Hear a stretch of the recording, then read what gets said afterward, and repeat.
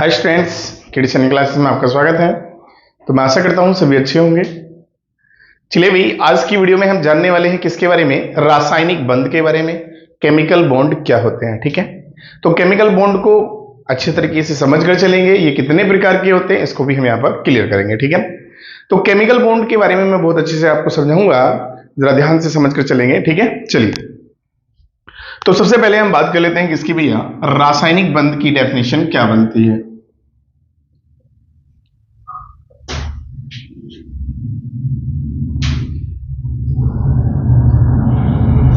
ठीक है, तो रासायनिक बंध को रासायनिक आबंध भी बोल देते हैं, इंग्लिश में केमिकल बॉन्ड बोलते हैं इसको। तो चलिए कवर करते हैं हम लोग पहले इसकी डेफिनेशन। तो हम कहेंगे किसी अणु में विभिन्न परमाणु, ठीक है, किसी अणु में विभिन्न परमाणु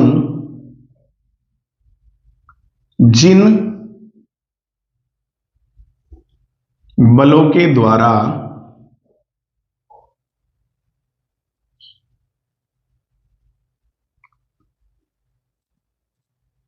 बंधे होते हैं,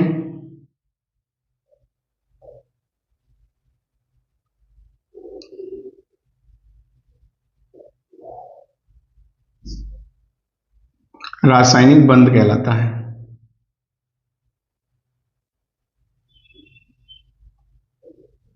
ठीक है, या हम कह सकते हैं जिन बलों के द्वारा आपस में बंधे होते हैं, क्या कहलाता है? हमारा रासायनिक बंध कहलाता है। अब रासायनिक बंध जो होते हैं बेटे, ये हमारे कितने टाइप्स के होते हैं?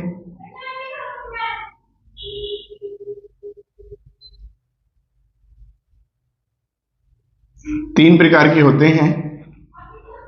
नंबर एक, आयनिक बंध।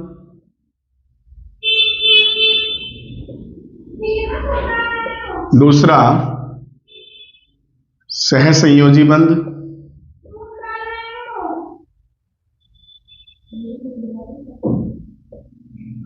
और तीसरा हमारा आ जाता है उप सहसंयोजी बंध।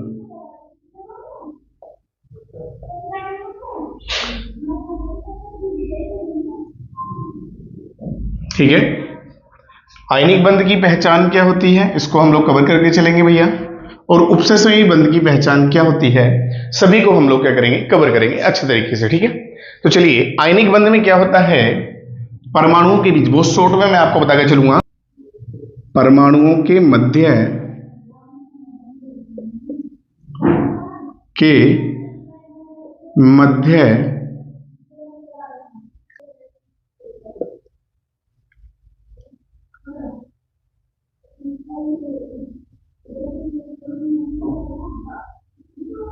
इलेक्ट्रॉनों का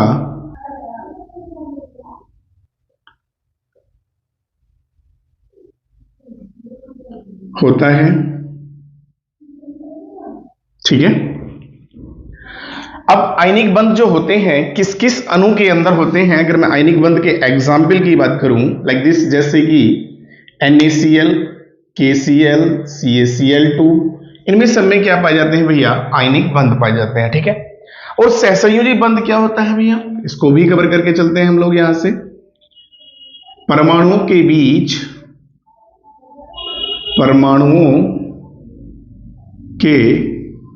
बीच इलेक्ट्रॉनों की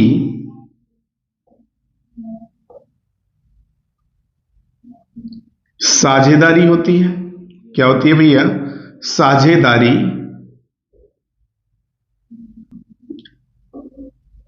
होती है, ठीक है। यदि मैं आपको बता दूं कि यहां पर जो शेयरिंग होती है, साझेदारी का मतलब है शेयरिंग, इंग्लिश में बोलते हैं।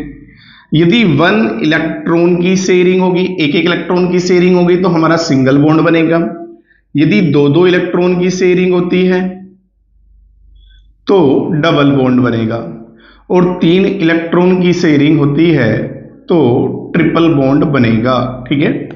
एक एक इलेक्ट्रॉन की शेयरिंग तो सिंगल बॉन्ड, दो दो इलेक्ट्रॉन की शेयरिंग तो डबल बॉन्ड, और 3 इलेक्ट्रॉनों की शेयरिंग तो क्या बनेगा? हमारा ट्रिपल बॉन्ड बनेगा। कितना बनेगा भैया? हमारा ट्रिपल बॉन्ड बनेगा। चलिए कॉमन, अब हम अगर बात कर लेते हैं किसकी भैया?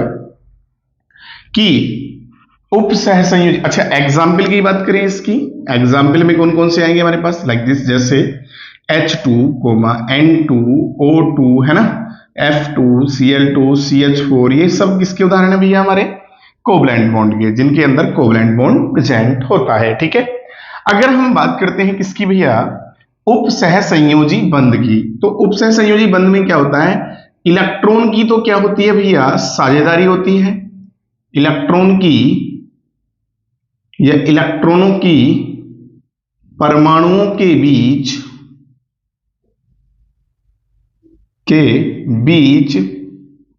साझेदारी होती है,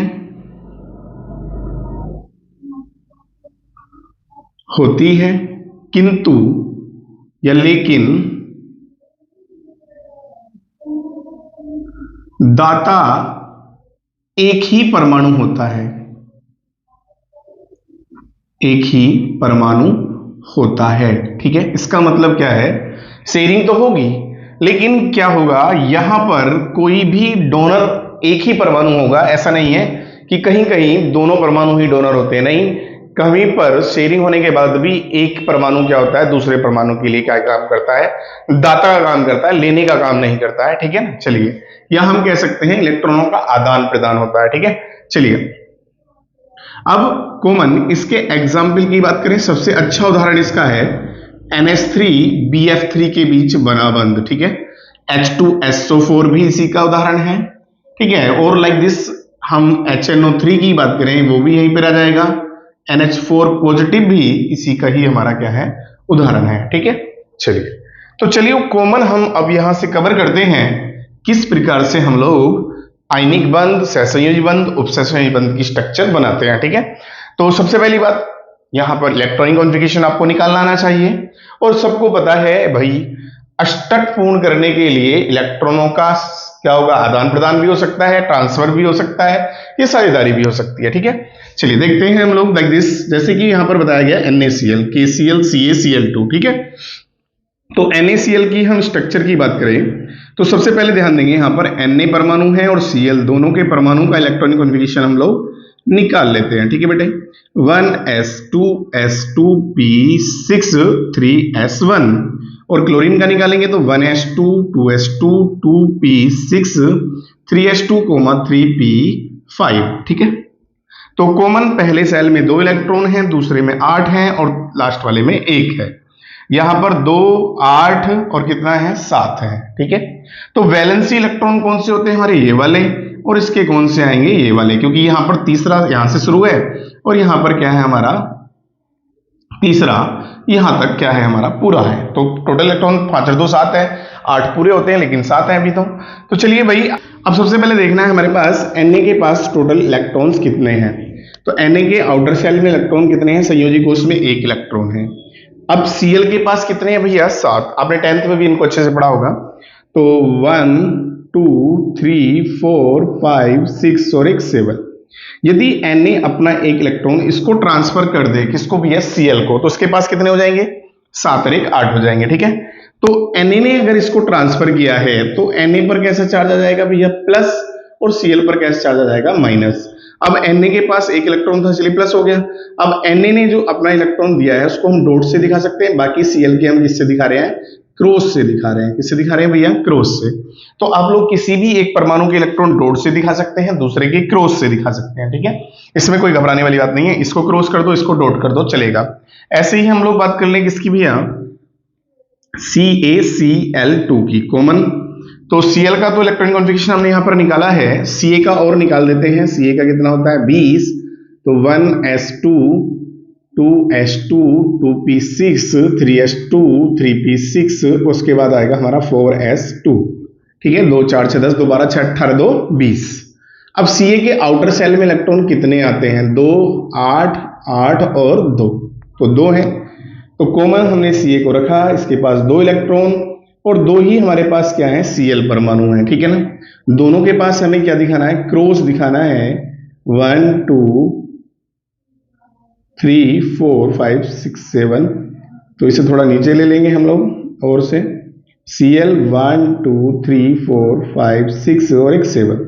तो एक तो ये इसको देता है और 1 इलेक्ट्रॉन देता है इसको, तो कॉमन बात क्या है, Ca यहां पर 2 इलेक्ट्रॉन का दाता है तो CO2 पॉजिटिव आएगा, और Cl एक एक मतलब देखो यहां पर 2 परमाणु है Cl के अलग अलग, तो हमें Cl यहां पर लिखना है, और क्रॉस वाले तो किसके थे, Cl के, और बिंदु वाला किसका था भैया, Ca का।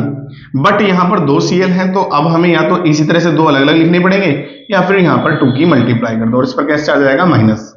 ठीक है बेटे, तो ध्यान देना, इस तरह से हम लोग कर सकते हैं। कुछ बच्चे क्या करते हैं, यहां पर -2 लगा देते हैं, तो बेटे ऐसा नहीं करना है, क्योंकि वो क्या करेगा, आपको यहां पर इस तरह से आपने लगा दिया तो वो गलत कर देगा। ठीक है, चलिए नेक्स्ट जान लेते हैं किसके बारे में भैया, H2N2O2 के बारे में। ठीक है, चलिए H2N2O2 की संरचना क्या बैठेगी, इसको भी कवर करते हैं। चलिए, तो अब हम लोग देख लेते हैं यहां पर, तो हमने इस प्रकार से यहां से आयनिक बंध को क्या किया है, क्लियर किया है। अब चलिए कोवलेंट बॉन्ड की अगर हम बात करें तो कोवलेंट बॉन्ड कैसे हमारा क्लियर होगा, चलिए समझते हैं। लाइक दिस, सबसे पहले हम एग्जाम्पल लेके चलते हैं H2 का।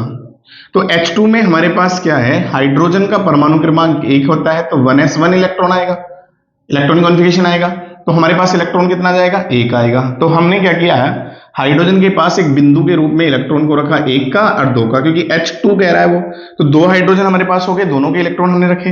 अब शेयरिंग अष्टक याद रखना, हाइड्रोजन में शेयरिंग करने पर अष्टक कितने पे पूर्ण हो जाता है, इसका 2 पर, तो H bond H single bond आ गया, एक एक इलेक्ट्रॉन की शेयरिंग हुई है तो एकल बॉन्ड आएगा। लाइक दिस, अगर हम बात कर लेते हैं किसकी भैया, N2 की बात करते हैं सीधा, तो N का इलेक्ट्रॉनिक कॉन्फ़िगरेशन कितना आएगा, 1s2s2p कितना जाएगा, 3, 2 4 3 7 हो गया। अब N का 7 आया तो N के वैलेंसी सेल में इलेक्ट्रॉन कितने आए भैया, पहले सेल में 2, दूसरे में कितने हैं, 5।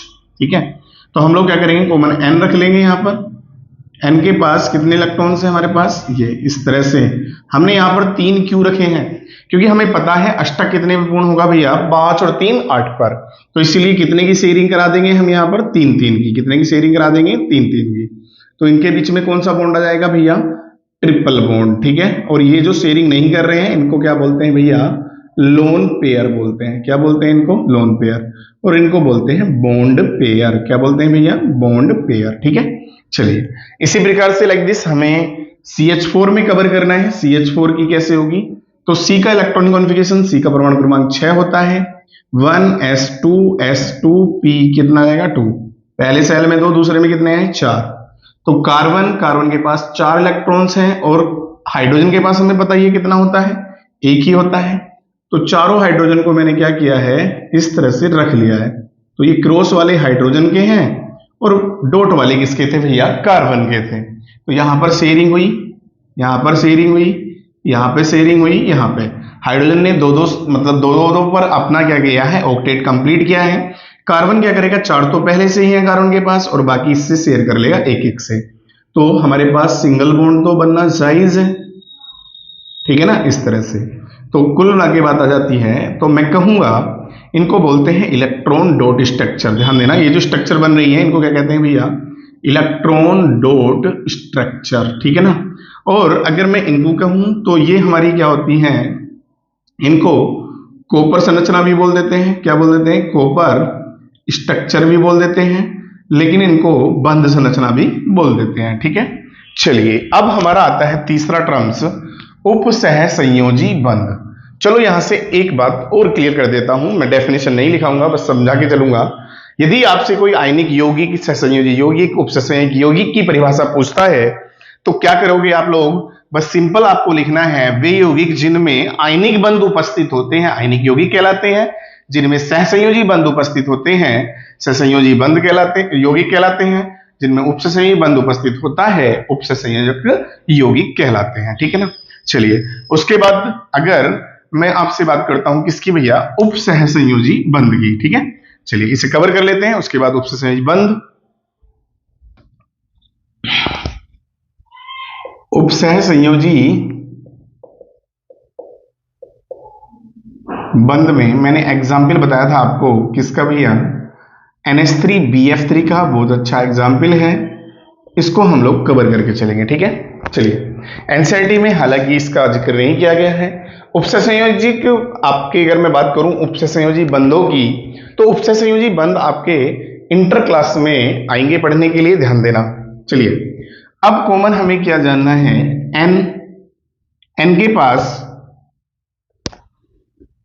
कितने इलेक्ट्रॉन्स होते हैं हमारे पास शेयरिंग के लिए, एक नाइट्रोजन के पास 5 होते हैं। एन का इलेक्ट्रॉनिक कॉन्फ़िगरेशन, एन का परमाणु क्रमांक कितना होता है, 7 होता है।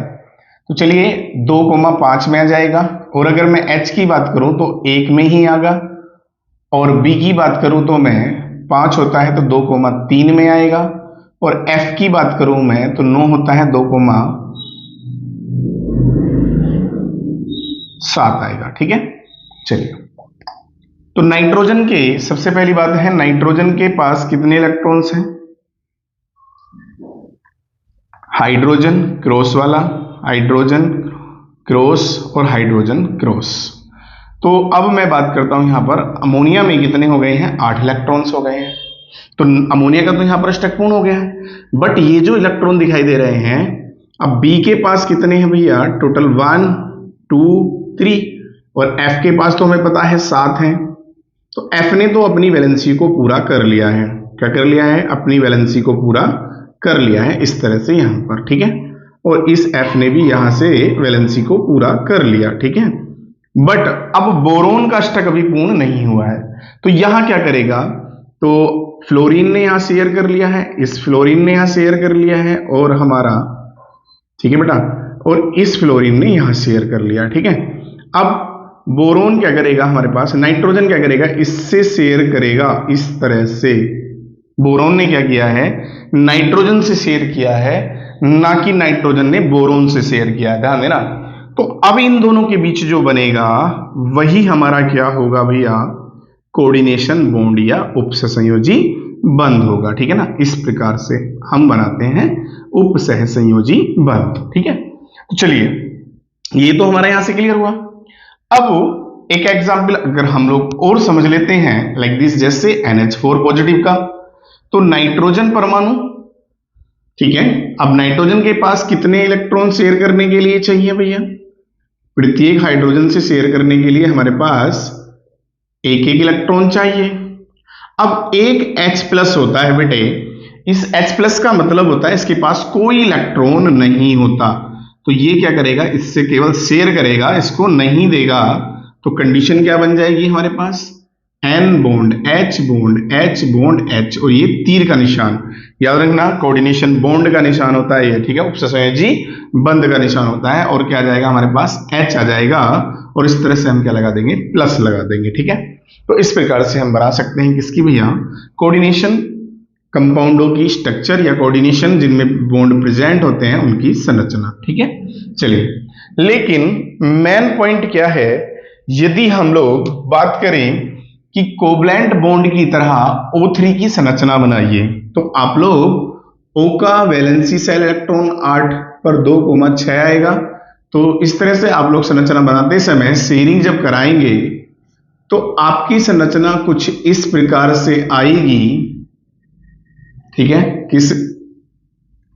ठीक है, इस प्रकार से आएगी। ठीक है, इधर इधर 2 की शेयरिंग हो जाएगी, इधर 1 की शेयरिंग होगी, तो संरचना कुछ इस प्रकार से बनेगी। ठीक है बेटे, अब एक बात ध्यान देंगे, क्या ये संरचना सही है, बिल्कुल संरचना सही है, बट एक अजीब सी फीलिंग इसमें क्या आ रही है भैया, ये आ रही है कि इधर तो डबल बॉन्ड आ रहा है और इधर सिंगल बॉन्ड आ रहा है, जबकि दोनों सेम है, ऑक्सीजन परमाणु है, इधर भी 2 ऑक्सीजन है, इधर भी 2 ऑक्सीजन है। तो ऐसा क्यों होता है, तो चलिए भाई इस प्रॉब्लम को समझने के लिए हमें जानना होगा किसके बारे में, फॉर्मल आवेश। ठीक है, फॉर्मल आवेश के बारे में, क्योंकि फॉर्मल आवेश से हमें यहां प्लस और माइनस का चिन्ह का पता चलेगा। एक पॉइंट तो क्लियर हुआ। लेकिन दूसरी बात मैं आपको बता दूं, इस तरह से हमने जो संरचना बनाई है हम इन्हें बोलते हैं लुईस संरचना। क्या बोलते हैं भैया, लुईस संरचना। अब लुईस संरचना बनाने के लिए या तो आप लोग रूल्स पढ़ो अपनी बुक से, या सिंपल मेरे तरीके से सीख लो। लुईस संरचना कैसे बनाते हैं उसको ये हम कवर करके चलेंगे भाई। ठीक है, तो लुईस संरचना बनाने के लिए लाइक दिस, मैंने कहा आपसे कि मुझे लुईस संरचना बनानी है, O2 की बनानी है। ठीक है, चलो कैसे बनाएंगे समझते हैं। अब सबसे पहले क्या करते हैं, हम पूरे अणु के अंदर देखते हैं टोटल वैलेंसी इलेक्ट्रॉन कितने होंगे। बेटे O का परमाणु क्रमांक 8 2,6, तो वैलेंसी इलेक्ट्रॉन एक परमाणु के कितने हैं हमारे पास, 6 हैं। तो 2 के कितने हो गए, 6 दूनी 12, तो 2 गुना 6, टोटल वैलेंसी इलेक्ट्रॉन मैं कहूंगा, टोटल वैलेंसी इलेक्ट्रॉन बराबर हमारे 6 गुना 2 बराबर कितने आ गए, 12 आ गए।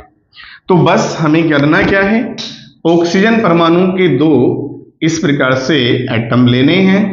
तो ऑक्सीजन के 2 परमाणु हमने इस प्रकार से ले लिए हैं और यहां पर टोटल दोनों परमाणु के पास 8 इलेक्ट्रॉन पूरे करने हैं, 1 2 3 1 2 3 4। अब देखो यहां पर 1 2 3 4 5 6, 1 2 3 4 5 6 गिना जा रहा है, तो 1 2 3 4 5 6 7 8 9 10, अभी 2 रह गए, हो गए 12, 2 4 6 8 10 2 12।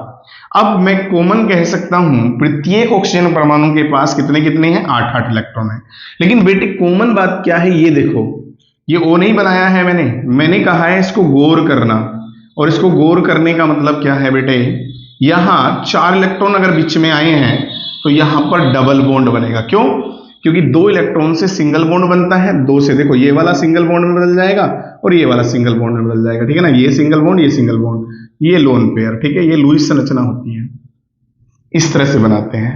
लाइक दिस हमने कहा किसकी बनानी है भैया, NH3 की बनानी है।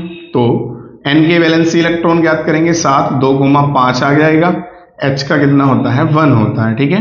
तो टोटल वैलेंसी इलेक्ट्रॉन कितने आ गए, 5 प्लस 3 गुना H, क्योंकि एक H के पास अगर एक वैलेंसी इलेक्ट्रॉन है तो 3 के पास कितना हुआ, 3 एकम 3 5, टोटल कितने हो गए, 8 हो गए।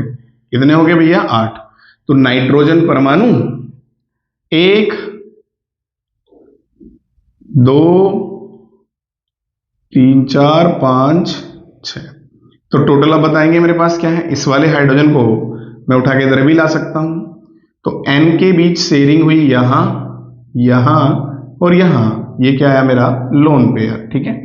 तो लुईस संरचना बनाते समय क्या करना है, हमें हर परमाणु का अष्टक पूर्ण करना है।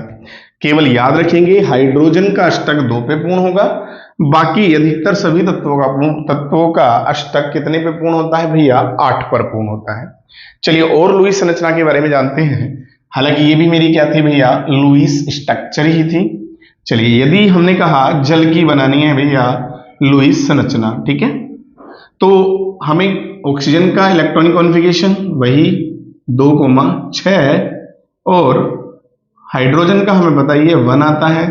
तो टोटल वैलेंसी इलेक्ट्रॉन 6 प्लस 2 गुना 1, ठीक है। 2 क्यों रख रहा हूं मैं बेटे, क्योंकि हाइड्रोजन के यहां पर 2 एटम है। अब इसमें सेंट्रल एटम ऑक्सीजन होता है, इसलिए ऑक्सीजन को बीच में रखा जाता है, ठीक है। तो 6 2 कितने आ गए, 8 आ गए, टोटल 8 इलेक्ट्रॉन हमें पूरे करने हैं। तो सेंट्रल में हमें रखना है किसको भैया, ऑक्सीजन को। तो 1 2 3 4 5 6 7 8, तो 8 हो गए पूरे, बिल्कुल ऑक्सीजन के हो गए, हाइड्रोजन का 2 पे होता ही है। तो जल की संरचना हमारी ये आ जाएगी। ये बॉन्ड मेरा अब यहां पर थोड़ा झुका है। अब झुका किसके कारण है, बॉन्ड मैंने सीधा नहीं बनाया है, ठीक है, जबकि आपको लीनियर होना चाहिए। तो इसको जानेंगे हम किसके बारे में बेटे, ये जो समस्याएं हैं, पहली चीज है ना इनको कवर करना, इसको हम कवर करेंगे विस्पर थ्योरी में। किसमें कवर करेंगे बेटे, विस्पर थ्योरी में, ठीक है। चलिए